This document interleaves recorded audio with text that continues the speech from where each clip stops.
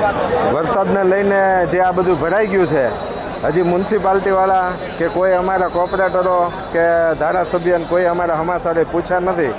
અમે મ્યુનિસિપાલિટીની અંદર ફોન કર્યા તો અમને એવું કીધું કે એ તમારી જવાબદારીમાં આવે.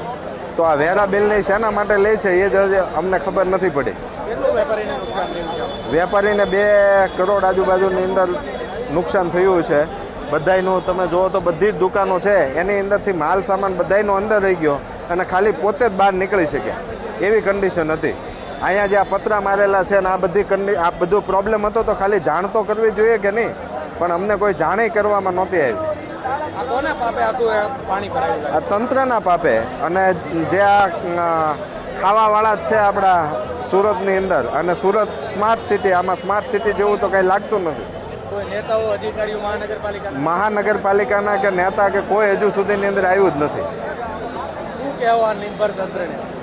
આને શું કહેવામાં આવે કે અમારા જેવા જે કેટલા બધા વેપારીઓ છે એ અત્યારે રડે છે. પોતાની જે આજીવિકા હતી એના સાધનો છે એ બધા જ ખરાબ થઈ ગયા છે. ખાલી પૂછવા માટે આવે ને તો પણ કોઈને હૂફ રહે. હજી આ પાણીની અંદર કોઈ પણ જાતની અમને સહાય કરવામાં આવી નથી, કોઈ પંપ આપવામાં આવ્યો નથી કે કોઈ પણ વસ્તુ આપવામાં આવી નથી.